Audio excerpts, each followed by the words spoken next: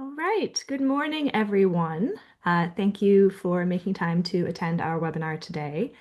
Uh, we are going to be speaking about the Faculty Fellowship Program offered at the University of Oxford.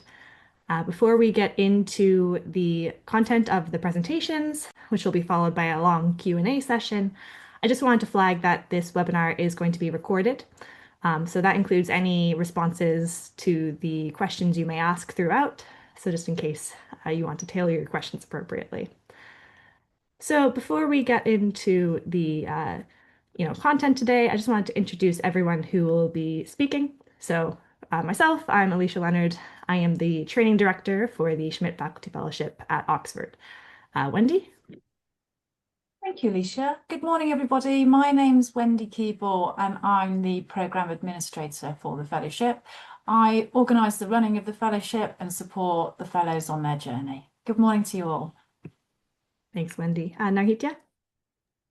Thanks, Alicia. Hi, everyone. My name is Naritya Naval, and I work as the Program Administrator for the Oxford India Centre for Sustainable Development, where one of my primary tasks is to handle the Schmidt Fellowship. Thank you. Thanks. And Hams. Thanks, Alicia. Hello, everyone. My name is Hams Bashir, and I'm the Research Collaboration Manager with Africa Oxford Initiative, or AFOX, and it's a great pleasure to be with you here today. Thank you all. So just to give a bit of an outline of the webinar content for today, I'll briefly introduce the fellowship program, then I'll hand back off to Hems, who will tell you a little bit about AFOX, and to Narhitya about OICSD. So these are two really core partners to this fellowship program, and so we want to give a little bit of space for you to understand their networks and how they can support you throughout this fellowship.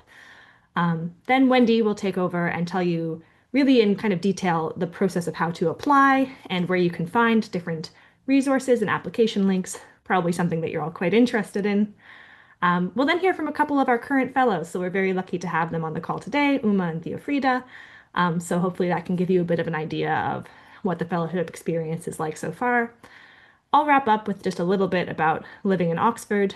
That may be something that's a bit mysterious, which you will hopefully experience in your second year of the program. And finally, we'll move into the live Q&A. There's a long time left for that at the end of the content that's programmed, so feel free to keep any questions in mind as we go throughout the program as well. If you would like to add them to the Q&A function, that's where we'll be pulling them from at the end of the session. So feel free to add them as we go along, and then we'll tackle them all at the end. Just a note as well on questions before I get into it. It would be most productive, I think, for this session if we can focus on questions that would be relevant to those who are all collectively here today. There's a lot of you on this webinar. If you have specific questions, we'll also be sharing an email address and details about how to ask about your specific circumstances. So, getting into things, just a little bit of an overview about the fellowship program. So, Oxford offers two different Schmidt-funded fellowship programs. There is a postdoctoral fellowship scheme and the faculty fellowship scheme. The postdoctoral scheme is offering 110 postdoc years. It started in 2023, and it's for postdoctoral fellowships in the non-medical sciences for AI applied in science. That's not what we're talking about today. If your interest is in the postdoctoral fellowship scheme, just kindly note we won't be covering that at all today, so you may want to look elsewhere for those resources online. But today, what we're talking about is the faculty fellowship scheme. So in 2024, Oxford was awarded funds to initiate this scheme. We're offering 18 fellowships starting over 3 consecutive years. So the first cohort has started in 2025. We've welcomed 6 fellows. They are amazing. And we are now recruiting for our second round of fellows to start in the start of the academic year of 2026. So, how do we view this fellowship? What's kind of the ethos of this program? So first and foremost, the Schmidt AI and Science Fellowships at Oxford are training fellowships. The idea is to give you space and time to learn about AI and how to apply it in your field to your best advantage. We recognize that as academics, there's often pressures for teaching, for pastoral responsibilities, various administrative responsibilities. And the idea with this fellowship is to take some of those loads off of your plate, hopefully giving you more space to conduct your independent research agenda and to grow professionally. And alongside the space, to also offer you tailored support to do so. The kind of cohort or the wider group of fellows is seen as central to the fellowship. So as I said, we've recruited 6 fellows in the first year. They are one cohort. You will be another cohort starting in the second year. And the idea is that we hope that cohorts can provide each other kind of a peer-to-peer support and to learn from each other throughout the course of the fellowship. We provide lots of opportunities for cohort interaction, albeit virtually in the first and third years, and then in person in the second year in Oxford. As well, alongside your own cohort, there's opportunities to network within the broader Schmidt network at Oxford, as well as within Schmidt's wider array of institutions. So it's not only about your specific 6 fellows you'll be interacting with, but how do you fit within this broader AI and science community and helping you establish that network. Third is that we see research software engineering as a really critical component. This is something which is perhaps not so expected, but which is really vital increasingly going forward in academia. There's increased pressure, and rightly so, to ensure that all the code we produce is, repeatable, is accessible, is transparent, and is something that other researchers can take up and use, something really practical.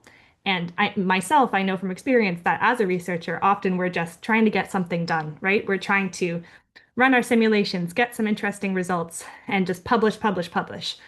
What this program wants to do is to take a step back and say, how can we instead create software, code, tools that other people can benefit from going forward, and how that can professionally benefit yourself as well as benefit the broader scientific community. So there's specific training which is provided on research software engineering to enable you to create that kind of long-lasting impact with the code and tools you'll produce. Finally, I just wanted to emphasize that this fellowship actively encourages applications from female scientists and those who have had limited opportunities to experience, international opportunities in terms of cross-border education and research experience, and as well as applications from those who are in recently formed or emerging institutes. Of course, all candidates are welcome, including those who are outside of those particular groups. But we just wanted to make sure that it's fully transparent that we accept candidates across all, diverse backgrounds and fields. So specifically, who is eligible for this fellowship? The focus is early career faculty, and you should be based at either a university in India or based at a country in the university within Africa. You should be working at either the assistant or associate professor level. We're cognizant that that title might not be used in your specific institution, but if you can prove that your title is equivalent, more than welcome. You'll just need to kind of evidence that throughout your proposal. The fellowships are tailored towards academics who are specialists in a domain science, which is tackling an issue in one of the 3 following areas. So climate change, environment, and biodiversity, food and water security, or science, technology, engineering, and mathematics underpinning biomedical research. So the kind of envisioned candidate is that you may be a scientist who is specialized in one of these areas, who has an idea or some background experience, excuse me, in applying AI to solve a problem in that domain science. So maybe you're a climate change specialist who started to think about how you could apply AI in your work, and you have an idea for how you want to take that forward. So importantly, you don't need to be an AI specialist to apply. You need to have an idea of how AI could create really meaningful impact and kind of a step change in really good scientific research in one of these fields, but you do not need to be an AI specialist. So what's the fellowship structure? We say it has a 1+1+1 structure, adding up to 3 years. In the first year, you are based still at your home institution, so it's a remote year. The fellowship begins with providing you some support to either, for instance, buy out your teaching time, to assist with administrative support, or to augment your kind of research costs that you have. So we start to try and take that off your plate through this kind of funding that's made available starting in your first year. Then, within that first year as well, you'll undertake a 2-week visit to Oxford. That will be to really solidify the relationships within your cohort, to start to meet those hosts and mentors that you'll be paired up with Oxford in an in-person way, and to do some really intensive training with the research software engineering component that I described earlier. Within the first year, we'll also very early on start planning for your skills development. So, what type of courses you may want to take, what type of mentorship you may want to pursue within the Oxford network. And we'll plan that all out so that over the course of the 3 years, you get access to the types of skills and courses, lectures you may want to audit, specific types of tutoring you may want to access to build your skills. In the second year, you live in Oxford. You are embedded in a hosting research group. So you are matched with a host in your first year. The second year, you are embedded in their research group. You also are integrated within an Oxford college, which I'll explain a little bit about what colleges mean later on. And you are also provided a stipend that will cover all of your living expenses and your research expenses. So that's all covered. In your third year, you return to your home institution. And that's for the year where we really see the kind of network that you've built in Oxford, the links you've made across those institutions coming to fruition, and you can really embed them back in your home institution. That's an important part as well of this fellowship, is that beyond just supporting you as a researcher, it's an opportunity for your institution to build a closer link to Oxford, as well as other institutions within the Schmidt programs more broadly, and those across other researchers in your cohort. And just on that note as well, there are some wider benefits of this fellowship within the Schmidt community. So Schmidt supports a global community of scientists who are applying AI across diverse fields. There are the postdoctoral fellows at Oxford, as I've highlighted. So in your second year at Oxford, particularly, there'll be really great opportunities to collaborate with those researchers.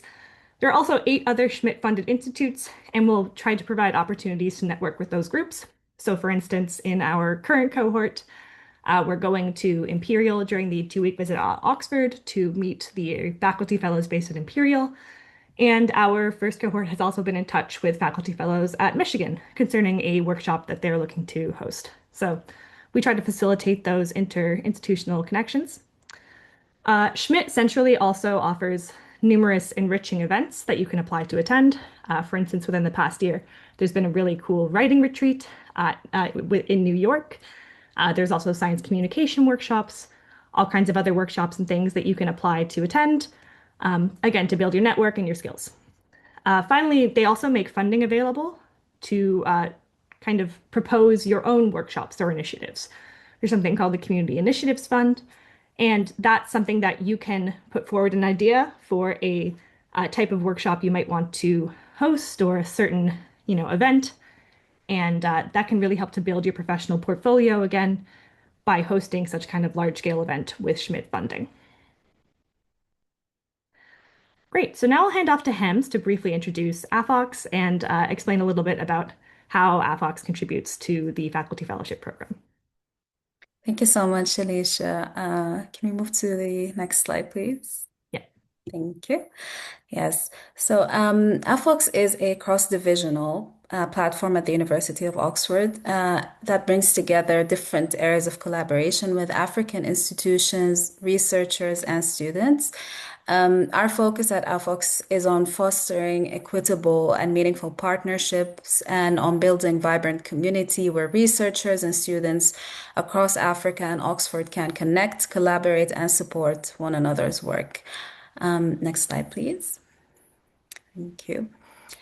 The work of AFOX is structured around 3 closely linked pillars: education and scholarships, research, and innovation. Under the education pillar, AFOX offers fully funded scholarships for African students to undertake a one-year MSc degree at Oxford across any discipline. And these scholarships are designed to create access to world-class academic opportunities for talented students from across the continent. Through our innovation pillar, AFOX links African innovators with Oxford's rich innovation and entrepreneurship ecosystem to support the development of ideas into scalable ventures with real-world impact. Our third pillar, research, it includes two fellowship programs, the AFOX Visiting Fellowship Program and the Schmidt Faculty Fellowship. And we work in close partnership with the Schmidt Faculty Fellowship team and the Oxford India Center for Sustainable Development to support Schmidt Faculty Fellows from Africa and India throughout the full duration of the fellowship. Next slide. AFOX also acts as a central point of contact for both students and fellows, and we offer continued advice and support for any issues that may arise, whether they're academic, practical, or social. And alongside this, we place a strong emphasis on community building through networking opportunities, social activities, and academic events, helping our fellows and our students feel welcomed, connected, and supported during their time at Oxford. Ultimately, our aim is to ensure that every fellow and student has a positive, enriching, and well-supported experience, both academically and personally. And Narhitya will say more about the support provided by both AFOX and the Oxford India Center for our Schmidt Faculty Fellows. Thank you so much. That's it from my end. Thanks so much. Narhitya, would you like to now share as well? Thanks, Hams. Thanks, Alicia. Good morning, good afternoon to everyone based on wherever you are, and thank you so much for joining us. Once again, my name is Naritya Naval, and I currently work as the Program Administrator at OICSD, which is Oxford India Center for Sustainable Development. And I'm delighted to introduce you to the Oxford India Center. We are based at Somerville College, which is one of the many colleges at Oxford, and I will try to share how we partner with the wider team to support this amazing new fellowship. Next slide, please. So OICSD was created in 2013 with the goal of deepening research and leadership on the most pressing sustainable development challenges facing India. Over the past decade, the center has become a unique Oxford India bridge, supporting contemporary research, convening experts from both academia and industry, and shaping the next generation of practitioners. As an organization, our mission is to create a clear and sustained pathway for researchers and scholars, one that enables them to showcase their work, access mentorship and collaborations, and also deepen their expertise so that they can lead in their fields and contribute meaningfully to the most urgent challenges related to sustainable development. Next slide, please. Our role in this fellowship builds on the same foundation. Together with AFOX, our role is to create conditions in which the Schmidt Fellows can thrive intellectually, professionally, and personally. We support the fellowship through several key pillars. The first is research integration, which means connecting fellows to Oxford faculty, researchers, research groups that align with their specific research goals. The second is scholarly and public engagement, which comes in the form of facilitating participation in conferences, providing platforms for talks and workshops, which is so your work is visible, tested, and amplified. Then we have global networks, linking the fellows into our wider Indian and African communities of scholars, alumni, and partners working on various impactful fields. Professional development through skills training, academic writing support, and various opportunities for interdisciplinary dialogue across our 4 partner colleges and the larger OICSD and AFOX networks. And then we have collaboration and exchange, which is facilitating joint projects and institutional partnerships, including the fellows' home institutions, to ensure that your research outlasts your time in Oxford. Our aim is simple. We want the fellows to leave with sharper research and deeper networks. And on a final note, echoing what Alicia already highlighted, in line with our long-standing commitments, we strongly encourage applications from researchers who have been historically underrepresented in academia. Building a more diverse community is very much a part of the core DNA of this program. We're incredibly excited to have welcomed our first cohort of fellows last year in 2025. And we are looking forward to welcoming more of you, and we are thrilled to be able to support your journey. And now that the applications are open, I wish all the very best to anybody who's planning to apply or has already started their application. Thank you. Thank you so much, Nahitya and Hams. Yeah, it gives a really good idea of how AFOX and OICSD can support you all as prospective fellows who are on the call. Now I'd like to introduce our current first cohort of fellows to give you a bit of a flavor of, what type of candidates and programming and proposals have been successful so far. You can see all of our current fellows here on the slide. We will hear from two very shortly, but just to give you an idea of, you can see across the slide that our current cohort of fellows stems from diverse institutes. We also have, different topics ranging from hydrological modeling to soil erosion, to climate impacts and climate effects, which affect malaria spread. So there's all kinds of different topics underneath those three main headings that we had introduced earlier. And you'll notice we have a high proportion of women in our first cohort, not by design, they're just excellent candidates. And so just to emphasize that candidates of all genders are welcome to apply. So with that said, I'd like to welcome two of our current fellows, Uma and Theofrida.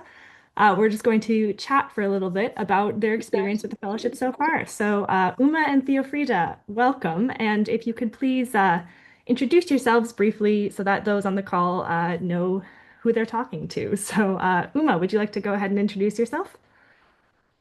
Hi, I am Uma Das. I am working as an assistant professor at Indian Institute of Information Technology, Kalyani, that's in West Bengal. And I work in space and atmospheric sciences. And so currently and recently, I have started applying AI in my field of research, and here I am. Thank you. Thanks, Uma, and we really appreciate you joining the call today on a holiday. It shows a strong commitment to the program. Theofrida, would you like to introduce yourself as well? Yeah, hi everybody. My name is Theofrida Magika. I am from Tanzania, East Africa, and I work with Sokoine University of Agriculture. I am currently a lecturer, but also I'm a computer scientist by profession, and I've been working around smart agriculture, all things around artificial intelligence with Internet of Things and geospatial data. And yes, here I am. Thank you, Alicia. Perfect. I'll just bounce right back to you then for a little bit more just detail on your specific proposal that you put forward for this fellowship. So what is your project tackling that you are doing as part of the Schmidt Faculty Fellowship? Theofrida first, then Uma. Yeah, so as I said, my part has mostly been in agriculture and environment. So for this particular fellowship, I am looking at soil erosion prediction. So I'm using artificial intelligence and geospatial data. So I'm looking at the land use, land cover data, vegetation index, and around the Uluguru Mountains area, which is in Tanzania as well. And it's also used by farmers around the place. So the main idea is to look at the sustainability of that particular land that they're using for farming. So in this fellowship, we are utilizing artificial intelligence to look at if the land is going to be sustainable maybe in the next 2 or 3 years and so on. Yeah. Perfect. Thanks, Theofrida. Uma, do you want to introduce your project as well? Yes. So I propose to work on extreme precipitation prediction using deep learning in this work. So in India, all of us know that cloudbursts are a huge problem. These days, they're occurring not only in mountainous regions, but even the cities are seeing severe cloudburst events, extreme precipitations. So the problem with these events is they are highly localized in both space and time. So they occur for very short duration in a very small region, and so it's really difficult to predict them, to understand them, and to predict them with the current models that are available. So this is where I think AI can contribute a lot, where because it's all data. So when you have a lot of data available, a lot of satellite measurements, etc., I think AI has potential to look into these patterns and probably give us a good prediction solution. So this is what I intend to do in the coming 3 years. So it's about particularly, understanding the dynamics that lead to cloud bursts and developing predictive capabilities. Yeah, that is what Perfect. I. Thanks so much, Uma. So back to Theofrida, I'll just ask you each a couple of questions now. So Theofrida, what drew you to apply to this fellowship in the first place? Yeah, I mean, if you had given me a whole day, I would tell you all about it. So I started working in the artificial intelligence space a bit couple years back, and the most important thing that I saw was an opportunity to to merge the gap between my local developed solution and the global environment. So I understand that Oxford is a very prestigious institution and it has many international collaborators and people who are working ahead the space in the artificial intelligence and the biodiversity area. And for me, been working in the artificial intelligence for agriculture only, it was just to bridge that gap where you take the solution from the local context to the global aspect, or to put it in a standard that it can be deployed in my community. So when I saw the opportunity and I saw that all the criteria matched my paper, I mean, so I thought there could not be any other opportunity for me to be engaged with. So I put my application forward because I saw there was an opportunity for me to grow further and to also build something that is more reputable to the whole community, not only in Tanzania, but also global. So that was the biggest aim. But I could go on and on and on. And of course, this is one of the best opportunities, I would say. Well, I'm glad to hear. And I love that local to global motivation. I feel like that's exactly what this fellowship is trying to achieve, is this kind of scalable impact and building these bridges. So that's amazing to hear. Um, Uma, I was wondering if maybe you could reflect on how you found your first kind of half year of this fellowship. How's the experience been so far? Anything you'd like to share, which might get, I guess, the prospective candidates excited or not. I mean, Oh, it's up to you.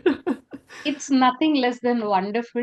Uh, you know, the day I received the email saying that you have been selected as the Schmidt faculty fellow, it was like I was on cloud nine.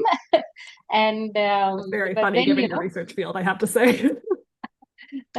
and but I am very happy that I got the opportunity. Like Theofrida mentioned, it's about learning to take forward your proposal. You have the idea, and but you really need to develop the tools, and that is what I'm looking for here. And since the fellowship started, the amount of help I received from you, Wendy, Nahitya, Hams, everyone, it's been wonderful. I particularly liked the Reuben colloquium that Ben had organized, where we interacted with all the postdocs. So I believe, that aspect of networking, that's really exciting. And you get to know about all the different work, the great work that everyone is doing as part of the Schmidt community. And what is more important is you understand that people are working in different fields. It's climate change for me, and agriculture related for Theofrida, and similarly so many others. But then you get to know what are all the different techniques available, so that maybe you can apply those to your work. So networking is helping us in that way. And so when we were at the Reuben colloquium, I mean, like, we joined virtually, of course, but I just loved all the presentations of the postdocs. They're doing wonderful work, and I'm looking forward to more such interactions, and getting to know more of all of you. Oh, that's great to hear. I also wanted to ask you, Uma, because I think Theofrida had kind of mentioned a little bit, computer science background. You had some kind of experience in AI. But Uma, I wanted to hear from your side as well, because I know this can be quite intimidating to our candidates, the kind of AI, do I need to be an expert? What level do people come in at? So could you reflect on your own experience with AI, I guess, before getting into the program as well? How did you come into it in terms of what level of knowledge or experience did you have? Okay, so I didn't know about AI until 5 years ago. And like I said, I am at the Indian Institute of Information Technology, so it's all machine learning and AI everywhere. And then I realized I was having trouble guiding undergrad students also, because everybody's like, we want to do AI/ML. And I said, okay, fine, if that is what you want to do, okay, here is a problem. So I gave it from my domain. But I have no knowledge of AI/ML. I had no knowledge of AI/ML at that point of time. But then, I slowly started to pick up jargon from all of them. So my students are basically my teachers when it comes to AI/ML. So I did pick up quite a bit of jargon. But frankly, I don't know the inner workings, and I don't know the mathematics behind it. I don't know how it works. I just know that, it's capable. There's a lot of potential in there, and it can be applied to our research problems. Um, uh, so if somebody has a research problem where they would like to apply AI, I think this is the place to learn more about it and how to apply. And this is what I'm also looking forward to during this program. Yeah, thanks, Uma. I think that's a really common experience of, first of all, the students being the teachers, and also, yeah, having this idea that AI, a specific method may be something really useful in your field, but not having the underpinning, experience or knowing the mathematics. And this is exactly what this fellowship is hopefully giving you the space to explore and, understand. So that's the, I'm glad to hear that that's, starting to materialize for you. Um, Thea Frida, to kind of close off the questions, is there any advice you would give to our candidates on the call today? Any kind of, when you were applying, what did you wish you knew, or what would you say to kind of put their best foot forward? I think one thing that I love about the fellowship is not just only um hiring or taking in candidates because they are very expert in one area. They take you because you're special. You can get something done. So regardless if you have a little lower level of AI, the fellowship finds a way to create or to fine tune the training to help you reach out to the level of the solution that you're trying to propose.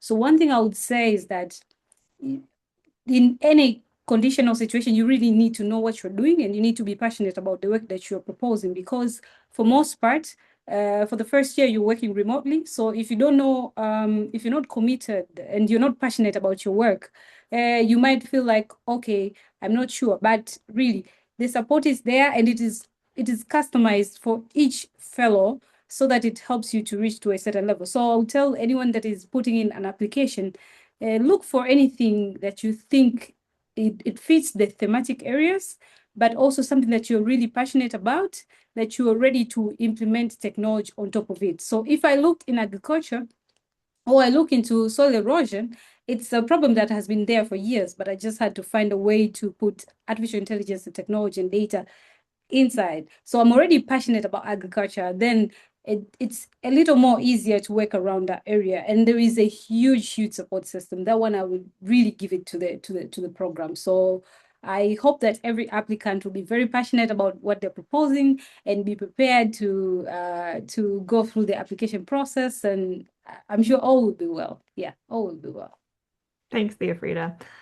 Before we let you guys kind of relax for another second, is there anything else either of you would want to add that we didn't touch on? So I'll just give you both a second. Maybe Uma, is there anything you want to add before we close this bit?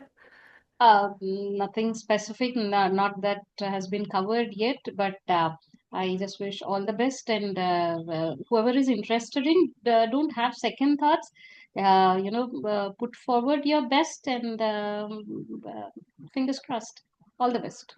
Perfect. Thanks, Uma. Thea Frida, anything to add? I wish all the applicants the best. I hope they'll do it well. That's all. Great. Thanks so much. I hope that you've just spoken to some of your fellow faculty fellows. Maybe cohort 2 is on the call with us right now. We'll see. So thank you both very much for joining and for sharing your experience. Now we're going to hand off to Wendy, who will talk through probably what a lot of people are very interested about, which is really the details on how to apply, where to find the right information. So, Wendy, would you like to take it away? Thank you, Alicia, and thank you so much to our fellows, Thea, Frida, and Uma. Fantastic to hear about their experiences so far. And as mentioned, I hope that what they've spoken about will inspire those on the call today to apply. So I'm going to talk through the application process and the qualifying criteria. If we could pop to the next slide, please, Alicia.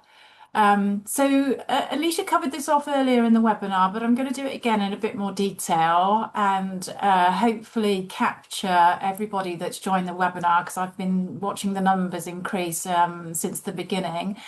So in terms of how to qualify for the fellowship, the first criteria is to be a citizen and a resident of either Africa or India.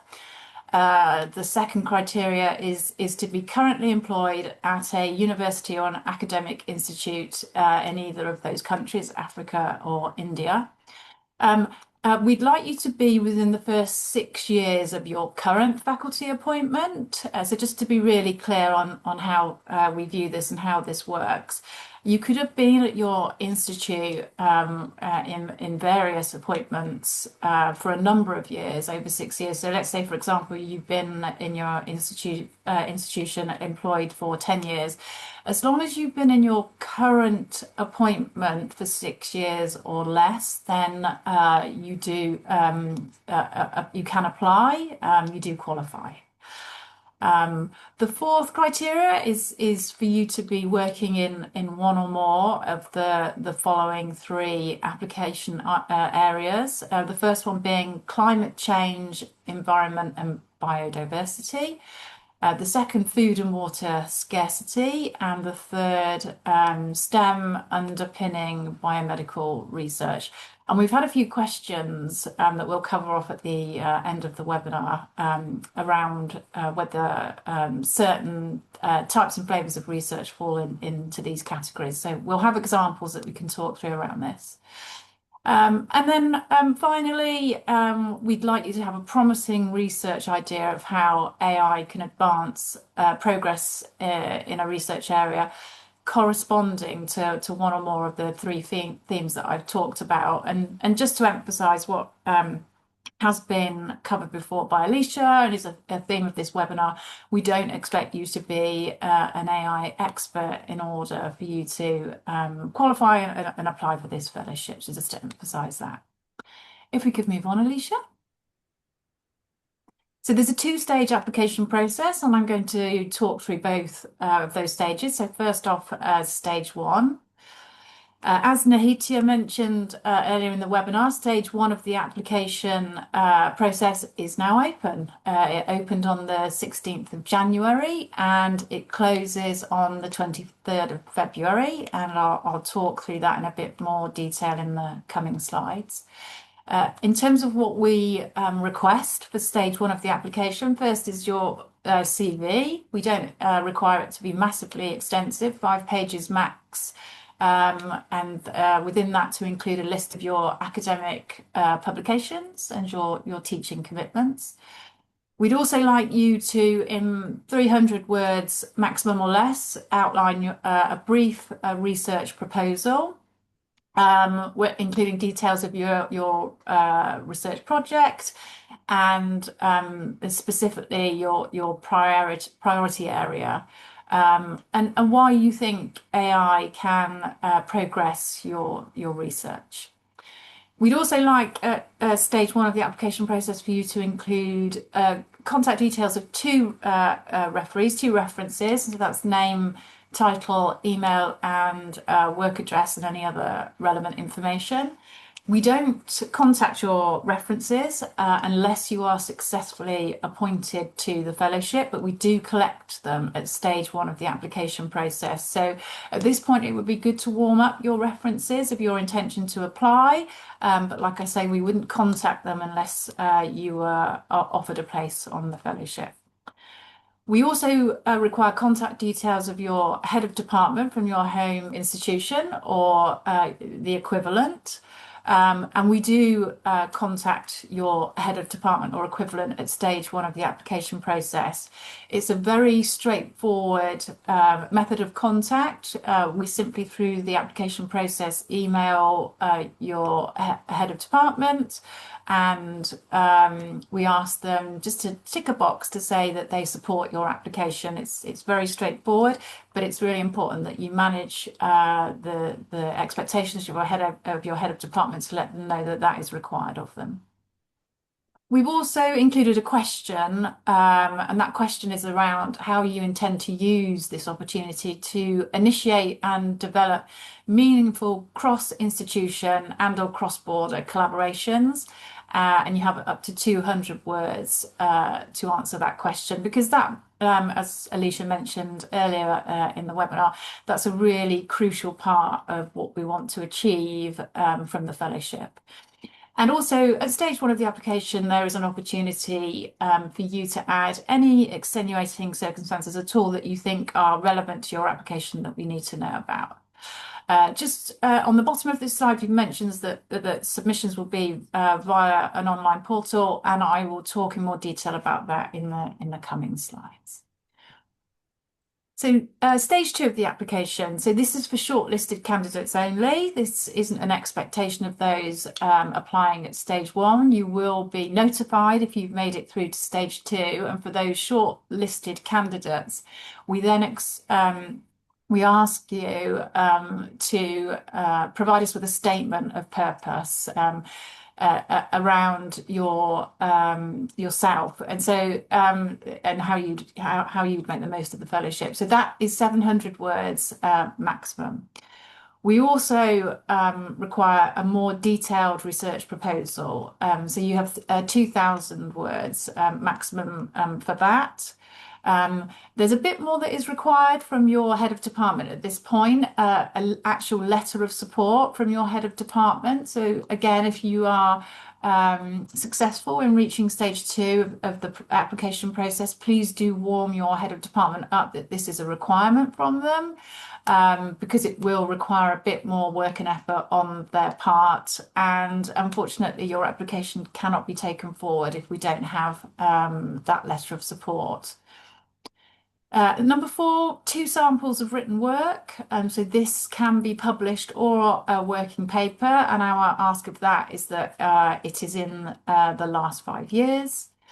We'd also like you, within 500 words or less, to provide us with an outline of your training plan and any AI related or professional skills that you would like to acquire or develop during your time in the fellowship.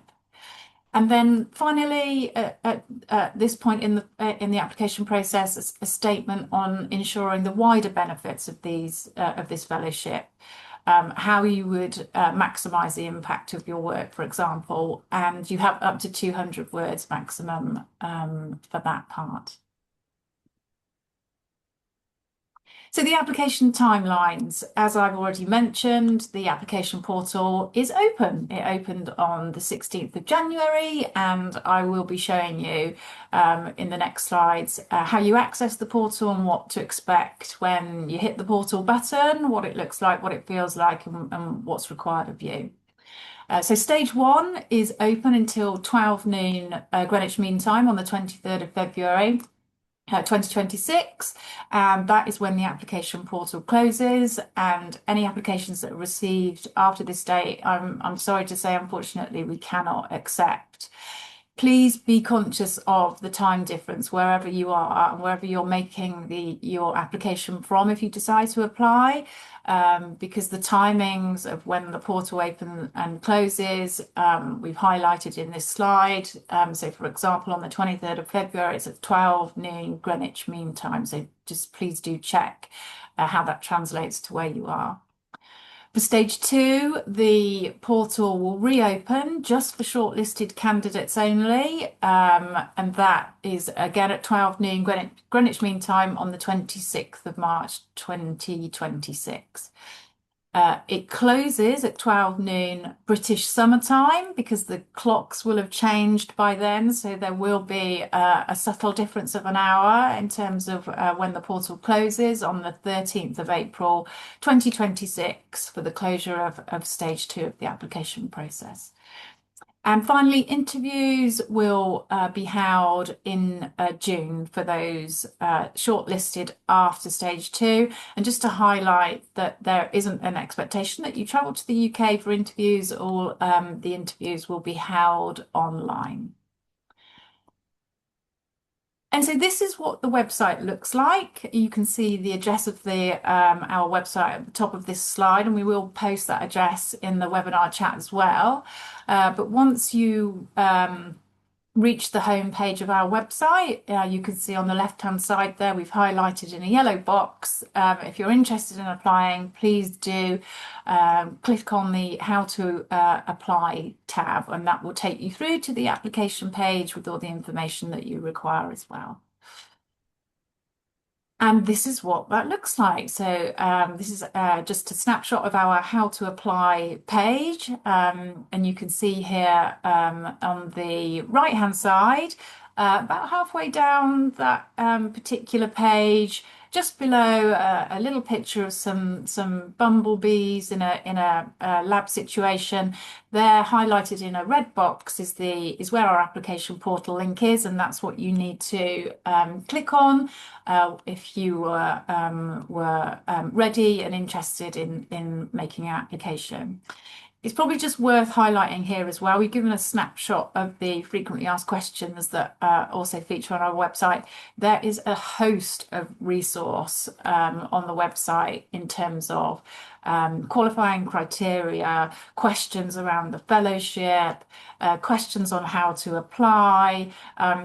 We have been building up a really big library of information to ensure that all the questions that we're asked are reflected on the website. So like I say, there is a huge resource available to you.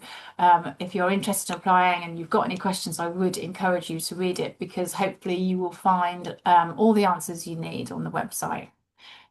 If there are some questions that you can't find the answers to, then please do email any questions that are not covered in the FAQs or haven't been covered in this webinar. If you've got any questions that are very particular to your individual situation, there's an email address. It's advertised on the website, but you can see at the bottom right-hand side of this slide, that email address is sais@dtc.ox.ac.uk.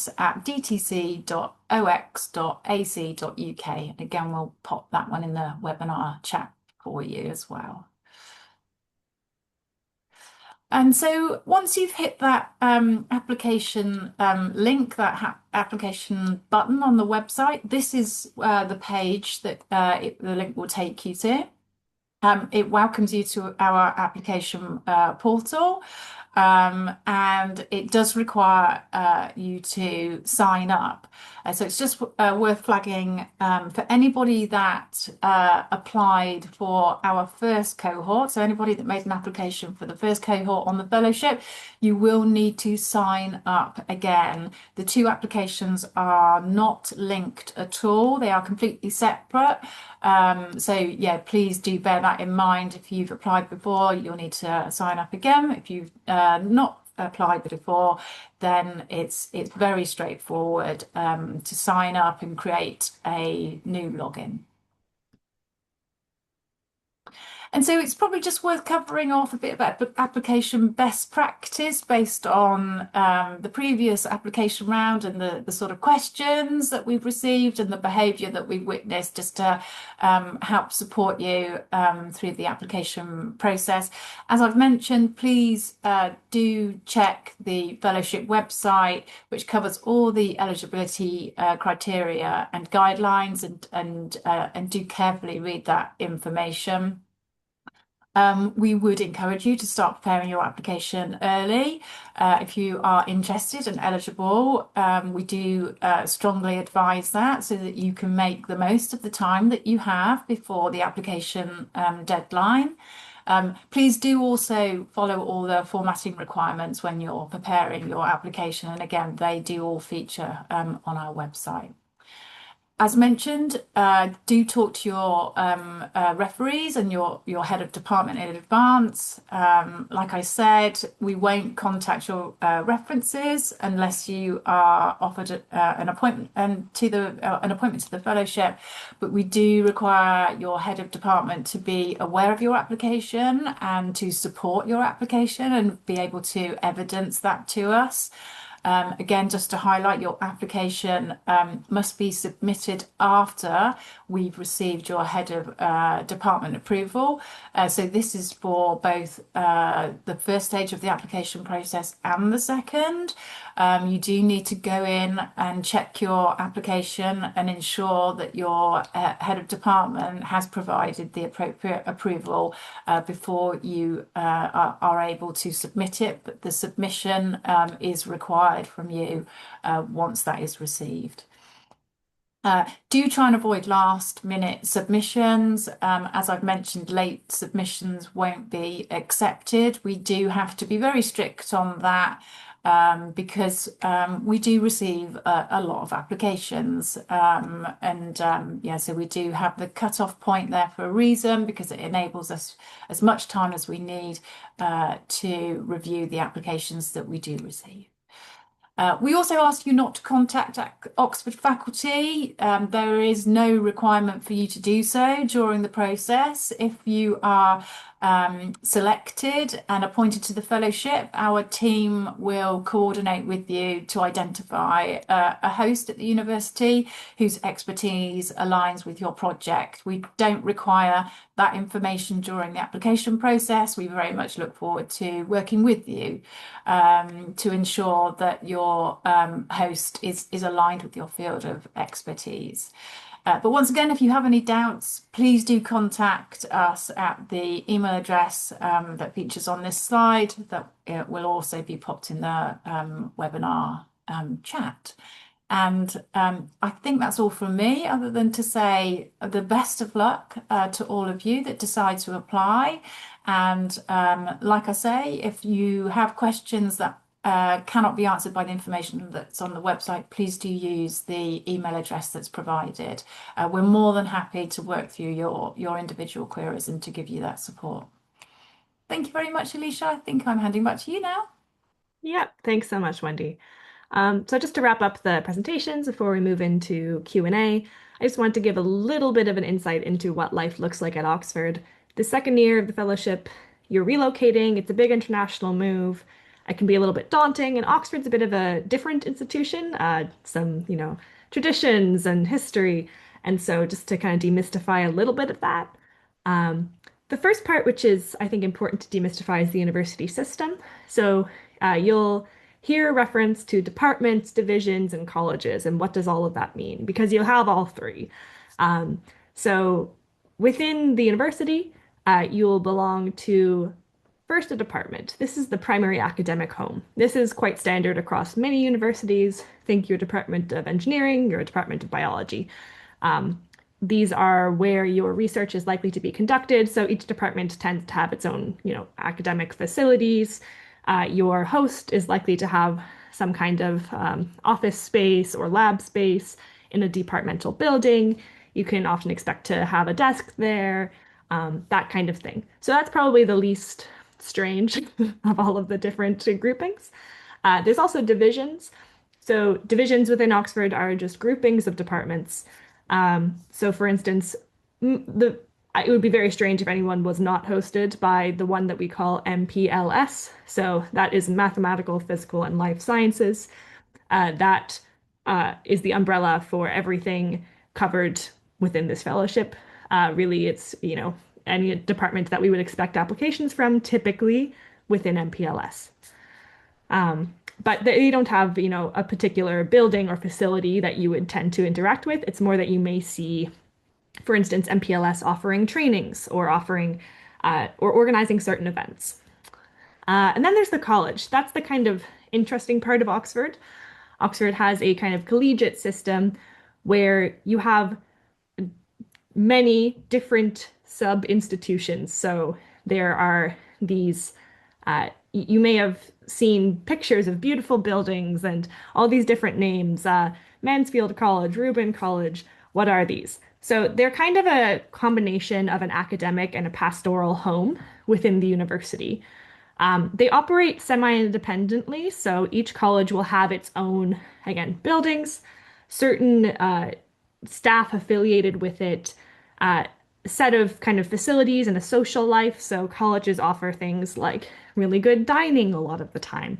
They'll organize independent events.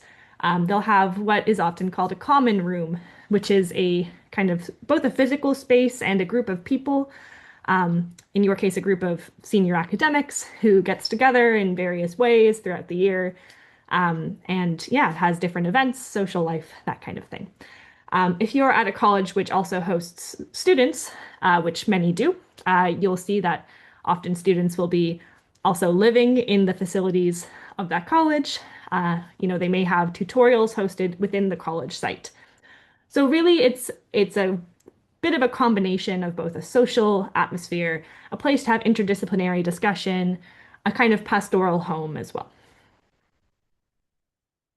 And then just living in Oxford, it's kind of an old city. You can see I've got the overhead view above me in my little background, but it's a lovely place to live. It's very beautiful and very compact, so very walkable. There's lots of, beautiful landmarks to see and explore, all within walking distance. Uh, so you can do cobblestone streets as well as, walking around rivers and parks. Lots of green spaces. So particularly for those who may be interested in bringing a family for that second year, there's plenty of things that, your family, your children may find interesting within Oxford. Again, lots of parks, lots of beautiful community events, fairs, festivals, and markets. And we have a good cultural scene as well. So we have lots of good live music, theater, performance, some kind of quirky festivals throughout the year. So you get a bit of a feel of the university traditions. So just wanted to say it's a lovely place to live. It can be a bit mystifying, but we will ensure that, you feel as though you find a home in your second year, and we hope you enjoy it. So that kind of concludes the presentation. And now we'll move to the Q&A session. So I think Wendy will moderate and direct questions to those who are on the call. Thanks, Alicia. Yeah, so we've had lots of questions already, which is great. The first one we've been asked is around the webinar, and somebody has asked that I share the link with them. Just for the whole audience, we are recording the webinar, and the webinar will be uploaded onto the website, and I've popped the website address in the webinar chat. But already on the website, we have a webinar that we have previously run and recorded in December. That's already posted on the website. So the information around this pack and Q&A is already available on the website. So I hope that helps. And so again, a question from the same person that asked that, the website address is on the webinar chat. If you can't see the webinar chat, please let me know. No, and Ben's just going to add that for that individual. So I'm going to go through the questions that have been asked during the webinar now. And Ben, our director of the fellowship, has been very busy answering. The first question that came in was around being an AI specialist. So if you're an AI specialist or work in AI, is that a disadvantage? And whilst I'm quite happy to read out your response, Ben, would you just like to cover off the answer and just give it a bit more flavour? Sure, that's fine. Sounds good. Hello everyone. By the way, I'm Ben Lambert, and as Wendy said, I'm the director of the Faculty Fellowship Programme here. Thanks so much everyone for joining and your interest in this fellowship.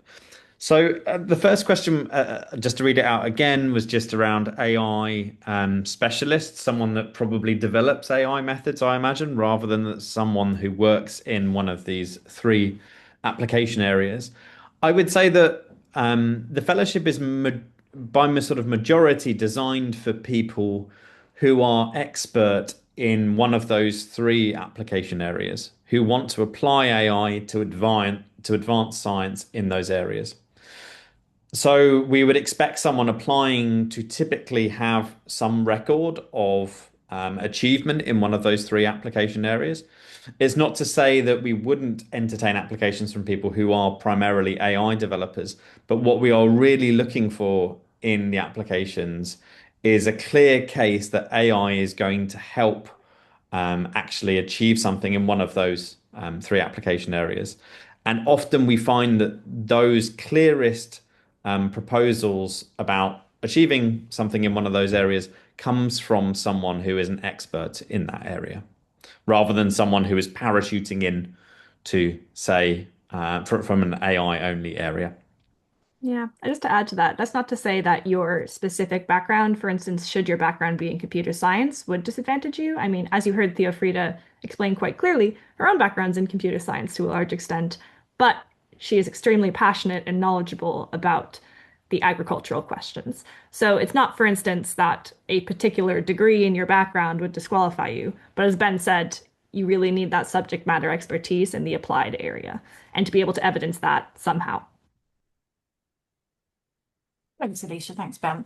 The next question was around the number of applications. So when we are reviewing applications, do you need a lot of publications? And again, Ben, as you've answered this, would you like to cover this one off? Sure, thanks, Wendy. I think that, yeah, in terms of the assessment criteria, I have put a link in the answer to that question to the relevant section of our website. Um, in terms of publication record, we would expect a publication record which is commensurate with someone's level of experience. However, we recognize that for a number of people, there may be specific reasons why they haven't, say, published a lot. And what we really care about is the sort of clarity of the proposal that people are putting together. And that's I would say something that's incredibly important to us. We don't we look at the number of publications, but it's not something that we take in isolation. We review each candidate as a whole, and then make a decision based on that. So we're certainly not driven by solely by the number of publications. Thank you. Next question. Is the year two mandatory to be in Oxford and can it be done remotely? And the answer to that is it is mandatory that all fellows spend year two in Oxford. And it's a key part of the fellowship. So I don't know, Ben or Alicia, if you just want to talk a bit more about why it's so important. I mean, I'm happy to jump in. It's just the design of this program, that second year is really integral, as we've highlighted throughout the presentations today. The idea is to build these cross-institutional bridges, and a bit of an exchange is crucial to make that happen. We want to support that bridge being built in the remote years in year one and year three as well. But it is structured so that that is the year where a lot of this kind of really serendipitous and exciting collaboration can really solidify. And so I would suggest that it would also be to your own disadvantage if we allowed the remote year in year two. It's not really possible. If there's specific things that make that difficult for you, for instance, you're thinking about bringing family, your family is welcome. There's if you have specific pastoral commitments, we can talk about it, but on the whole, the second year, you need to be in residence. Thanks, Alicia, lovely. The next couple of questions around what is within remit in terms of research. So the first one is, does a biomedical problem focusing on engineering to enhance clinical support fall under the scope of this fellowship? And Ben, do you want to cover off your answer to that? Sure, thank you. We recognize that this can be a bit tricky to fully clarify whether or not your research is in remit here. Yes, I mean, I think that this particular theme, what we're looking for primarily is research which is into the fundamental science, which would underpin a biomedical application. So that could be research into the fundamental biology underpinning how a disease works, for example. Um, I think that from the description that you've provided about your research focusing on engineering to enhance clinical support, that's probably, it sounds like it could be in focus to me. Um, but what I would encourage you to do is to reach out to us with a slightly more thorough description of the work, and then we can give you a more complete response. Super, thank you. And again, the next one, this individual, their research focuses on AI enhanced decentralized finance for climate resilient startup productivity and emerging economies. Sorry, would it be a good fit? Do you want to pick that one up again, Ben? Sure, yeah. It's a similar answer. I mean, it sounds like it could potentially be in remit, but I would probably like to see a little bit more information. I mean, primarily, I guess what we are hoping is that the research that people do is in the sciences. So if we're focusing on finance here in this research, um, it's possible that it could be in remit, but we'd need to think quite carefully about it. And so, again, I would just encourage you to reach out ahead of applying so that we can give you a more complete response. Super, thank you. Again, the next question is around guidance on how to navigate the application process. Just to emphasize, if the information that you're looking for doesn't feature on the website, please do send through your queries on the email address that I've popped in the webinar chat. The next question is around references. What if one of your two references is also your head of department? Do you need a third one? And the question is no. We do recognise that the head of department may be one of your references. So it's just to flag to that head of department that they'd need to write something slightly different in terms of their letter of support from your reference if you're using them as a reference for both purposes. The next question, do we need to have contact with a host supervisor in Oxford? No, we actually specifically ask you not to contact faculty in Oxford in advance when applying. As I've mentioned during the application process part of the webinar, if you are successful and receive an appointment on the fellowship, we will work really closely with you to make sure that you are matched up with an appropriate supervisor. Can fellows visit their home country for short durations for prior commitments in year two? Yes, that's absolutely fine. We do recognise that short-term travel may be required during your year in Oxford, and that can cover travel home, for example, or to conferences. So yeah, we do support that. I think my application is more on the scope of AI for healthcare, and that's cardiology. I don't know if it's possible to define what STEM application in biomedical research really means. Do you want to pick up on that one, Ben? Thanks, Wendy. I think that, yeah, it's a similar answer to previously, which is that STEM underpinning biomedical research is sort of, I guess, primarily meant to represent research into the fundamental biology, or it could be engineering, which underpins kind of biomedical research. But we're sort of open to a reasonably broad spectrum of applications here. But we do ask that if you have any questions about suitability of your research, that you reach out to us via this email that I've put in here. I think that perhaps something that's worth highlighting here is something that would be out of scope, would be, for example, people working with patient data on, say, clinical trials. That would be the sort of work that we would regard as being out of scope here.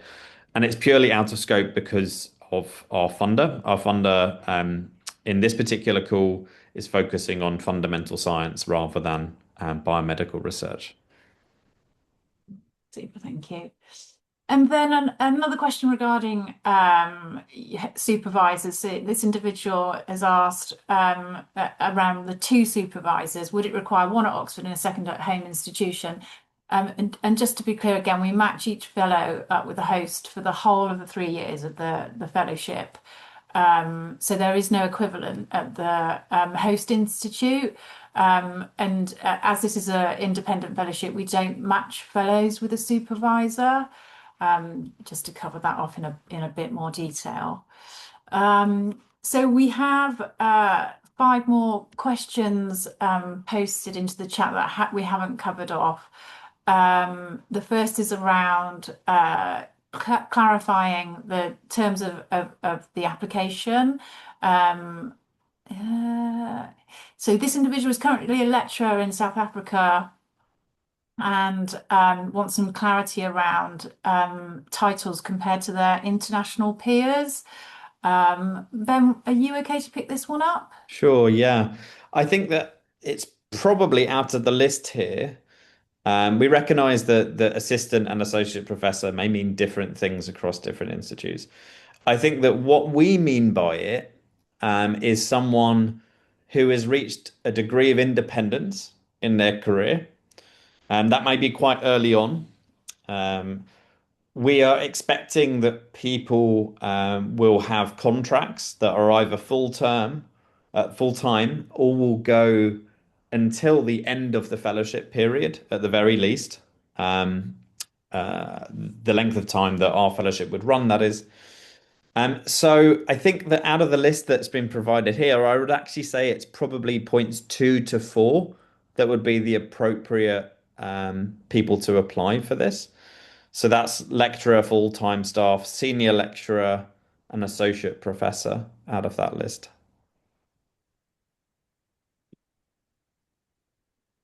Thank you, Ben. The next question is from somebody who's a mathematician and would like to do modelling in agriculture pest control using AI. Would they apply? I mean, I would just say, again, it depends on the specific remit of what you're intending to do within that. Um, Generally, again, as a mathematician, you're more than welcome to apply. It would be part of your application would need to be evidencing that you have the background in that specific problem you're tackling within agriculture and showing how that relates strongly to one of the three themes. I think you can make it relate to those three themes. It seems aligned, but you would need to evidence your kind of intellectual rigor and expertise in that field. Uh, Generally, a common failure mode from someone in a similar position is an application comes through from someone who's very proficient mathematician or computer scientist. And it's quite clear they've just slapped on a problem to a method they want to explore or develop within one of the three target areas. So I would just say, yes, apply, so long as you can evidence that you have the domain expertise in the specific problem you're tackling. Thank you, Alicia.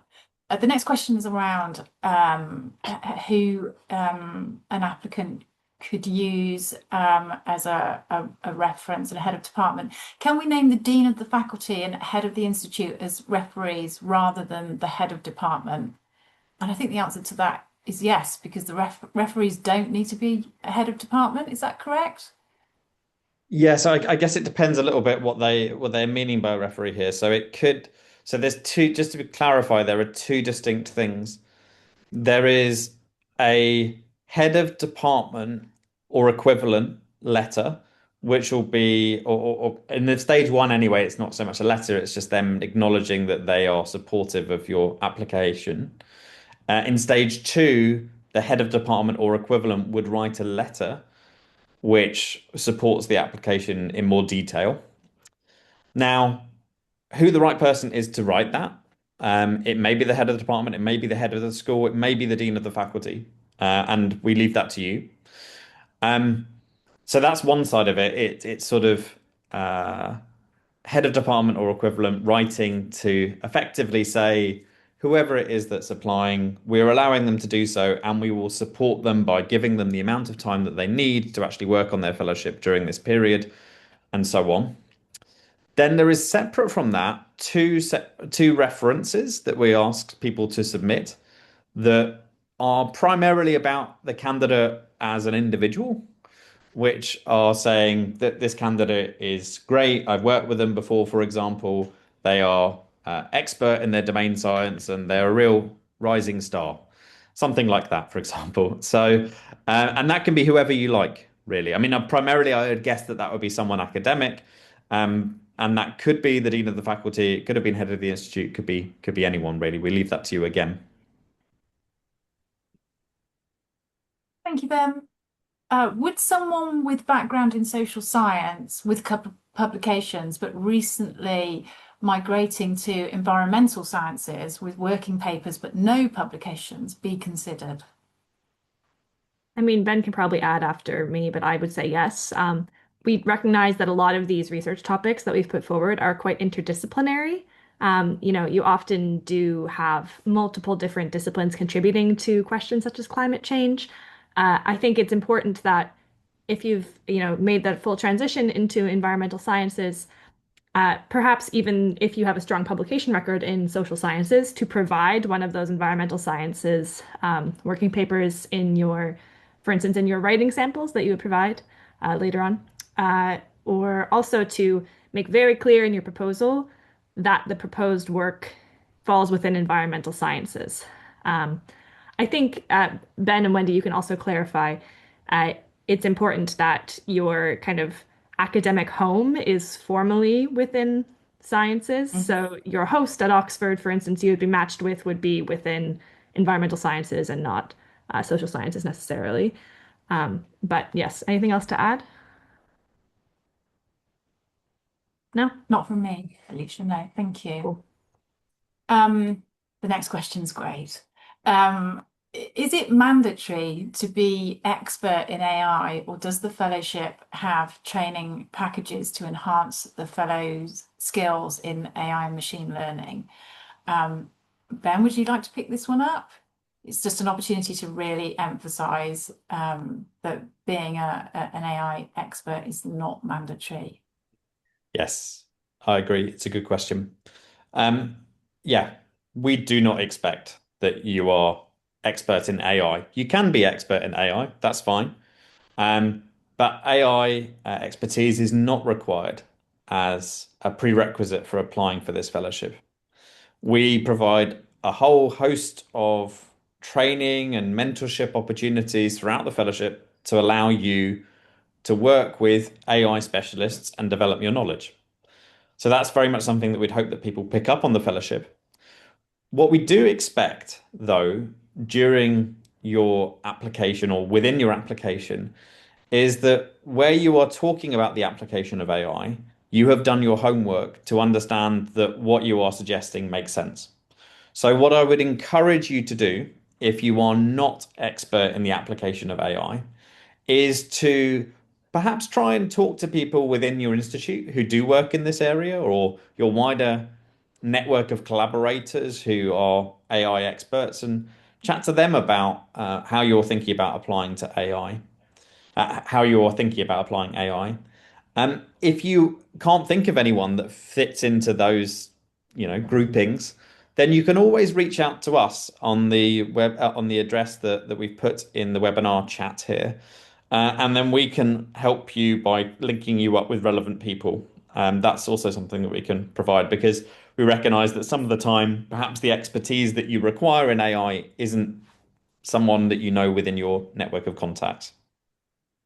Yeah, I would also maybe just add quickly to give a bit more color to the types of training. I know we've mentioned it several times. And just we've thrown around the word host a fair bit, mentor as well. So, yes, you're paired with an academic host. So they're likely to be someone who's a specialist on the underlying science. But aside from that, within the first year of your fellowship, we'll meet with you. We'll discuss whether you would like a specific mentor that is another academic at Oxford alongside your host, a mentor who is focused on for instance, machine learning or AI methods that you would like to use. They may be someone you meet with monthly or so to, talk through any problems, discuss which methods are best suited to your problem. Again, as Ben said, you should kind of try and sniff out as much as you can about what might be suitable so that we get the idea that you have something which makes sense. But you can refine that through these mentorship conversations, even in that first year of your fellowship. And then proceeding from there, Oxford has a number of kind of programs at all kinds of academic levels from undergraduate to doctoral. You're welcome to audit any of those lectures throughout your second year when you're in Oxford. So if you're interested in, for instance, developing your skills in really the mathematical underpinnings of the models you're using, we can find those lectures for you to audit. Or if you're interested in the more diverse set of applied methods, we have centers for doctoral training who offer really well-matched lectures to the types of problems that are within the remit of this fellowship. So things like the Intelligent Earth Center, as well as a number of others that are focused on machine learning. So yeah, you'll have options to attend classes or to have kind of specific mentorships which are tailored to you throughout the program. Great, thank you, Alicia. The next question is around where somebody is employed in their title. I think it says they are in the informal entrepreneurship field. Could they apply? I think this would be another one of we need more specifics. Yeah. Yeah, because informal entrepreneurship, of course, it can take a lot of different forms, tackling different problems. Again, there would need to be some justification of how this is definitely science and not business or economics or another social science. Yeah, but and one to reach out on perhaps with a more specific description in the email. Thank you. It's more specific scope. Does this fellowship consider research proposals that could apply specifically generative AI to advance interdisciplinary educational innovation in construction and the development of smart, sustainable built environments, particularly where AI can address complex sustainability challenges? Does that sound in scope? Would we require more information on that one as well? Thanks. I think this sounds like it might be on the edge of scope here from what's written. It sounds like, to paraphrase, that this is aiming at applying AI to advance some educational outcome. Now, admittedly, it sounds like that educational outcome is within, say, sustainability. And some sustainability is one of our themes. However, I guess that we have an expectation primarily we are doing research into the sciences. So it would sort of seem perhaps if you're doing research which has got specific educational outcomes, that might be potentially out of scope. I would encourage you though to reach out to us and provide a little bit more information. I'm certainly not an expert in this particular area. So I'd encourage you to reach out via emailing us and we can give you a more complete response. Great, thank you. And the next question is requesting more information on the host departments. Alicia or Ben, do you want to talk a bit more about MPLS and the host departments that sit within the organisation? Yeah, for sure. So again, with the host matching, we'll ensure that it's someone who is well matched to the problem you're tackling. Those people tend to fall within MPLS, as we've described. So MPLS really wraps in most of the main scientific departments within the university, aside from kind of the specific clinical medical sciences, which are out of scope, right? So we have fellows within the Schmidt community at Oxford who have hosts within biology, chemistry, physics, engineering. I believe at least one of the postdoctoral fellows has a host in maths or PI in maths. I'm not sure. Ben, do we have any statisticians who are hosts? At the moment, I don't think we do, but we have in the past. Okay. Yeah, so basically any of your core sciences will fall under this MPLS umbrella. There's also cases, again, with interdisciplinary projects where you may have a main host within MPLS, for instance, in something like earth sciences or environmental science. And then you will have perhaps collaborators within other fields outside of MPLS. That's perfectly fine. Or mentors, again, if you're doing an interdisciplinary project. I mean, just pulling from my own experience, I know I'm an engineer by background, but we often chat with social sciences or geographers, what have you. So it's completely fine to have those collaborations outside of MPLS, as long as your main academic home and your main scope of work falls within the science departments. Right, thank you.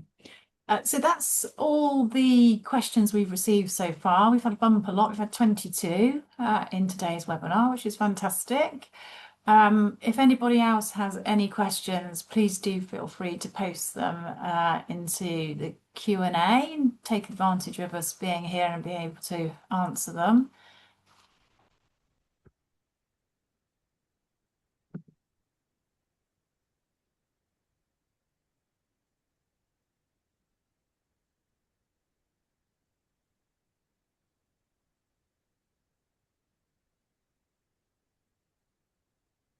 Alicia, Ben, is there anything you feel worth going over again or covering off? I think the questions have been really comprehensive and have given us a great opportunity to emphasize what needs emphasizing. Yeah, for sure. I think, yeah, there's been lots about those specific edge cases. Again, it's just hard to offer a blanket answer. That's the main thing I would say.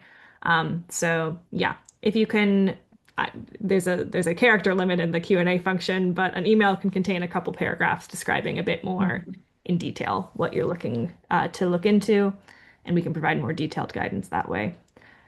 Exactly, and from some of the examples that we've had coming into the inbox, we've had some back and forth just to really get under the skin and get to the detail that we need in order to understand whether the individual is eligible or not. So it can be a really useful conversation, that back and forth.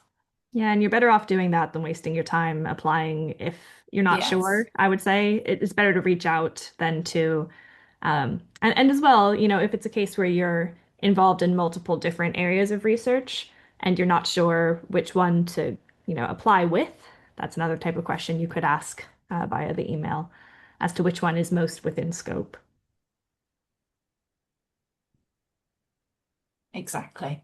And just as an FYI, if you present any questions to us in the webinar chat or via the email address that we think can benefit the wider community of potential applicants, then we do add it to the website. So we are continually engineering and re-engineering the resources that are available on the website. So it is really helpful to us to understand if you have questions that you can't find the answers to on the website, and to share them with us so that we can make the necessary updates.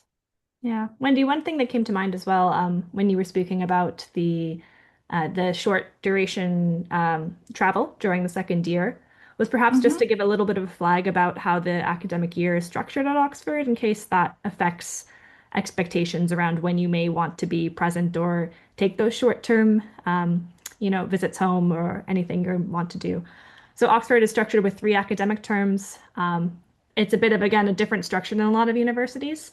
So the undergraduates will be present for 3 8-week terms throughout the year. They're quite short.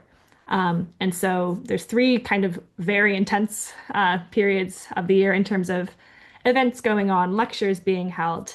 And the first one starts in October.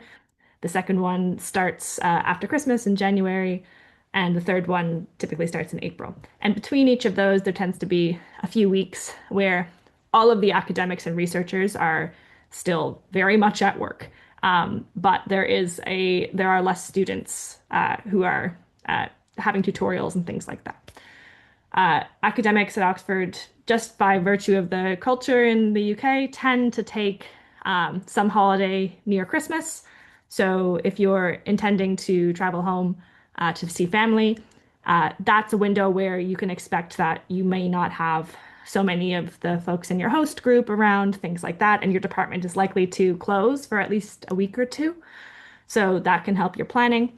But if you are, if you have other specific religious festivals or family commitments where, you may need to go home for a week, it's completely fine. It's just may be helpful for your planning to know those dates of term and think about, oh, is there anything I'll miss? Is there anything I can do to rearrange my own calendar with my host or my mentors around that? But yeah, just to let you know.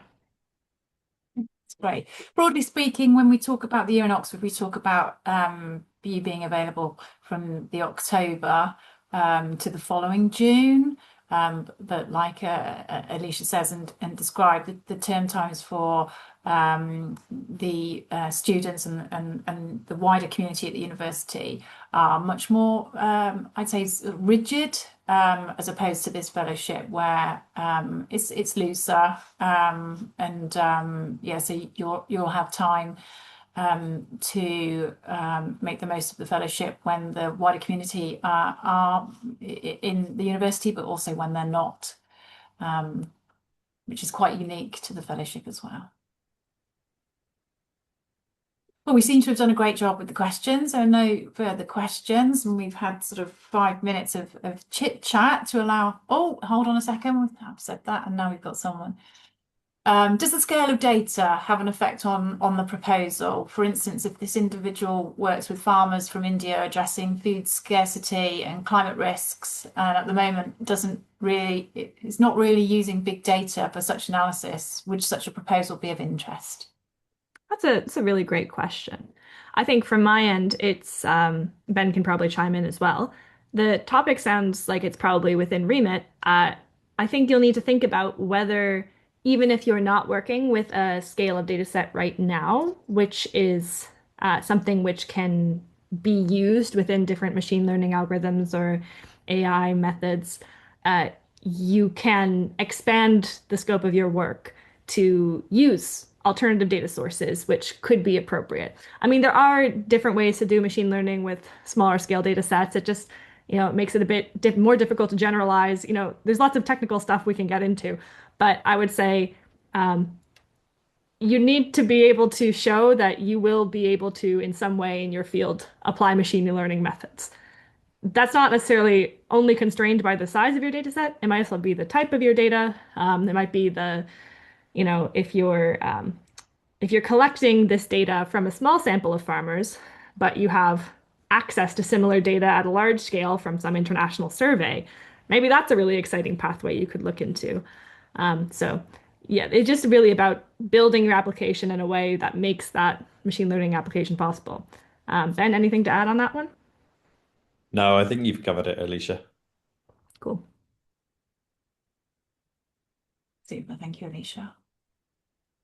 Okay, so we don't have any further questions. We did advertise the webinar as finishing at 11:30 GMT, and we've gone past that. I can see the audience numbers dropping off a bit. So I'm just keeping an eye on the Q&A inbox. There doesn't seem to be anything else popping in. So I think at this point, I'll hand back to you, Alicia, to close off the webinar. And if anything does come into the box during that time, obviously, I'll let you know. Sounds good. Yeah, I just wanted to thank everyone for attending today. As we said, please feel free to get in contact with the email address we provided if you have more specific questions. Please do consult the website if you have more general questions. Those FAQs are a real gold mine of information from the fellowship experience so far. So hopefully everything you can get an answer to either via that or the email. We really look forward to receiving your applications. Again, just a reminder to please submit them early so that you avoid any last minute issues. And yes, we are happy to field any questions via the email. So with that, let's close off for today. Thank you all very much. And thank you to our presenters as well and our fellows who shared. That was absolutely lovely. And I hope everyone has a great rest of their day. Thanks very much. Thank you all.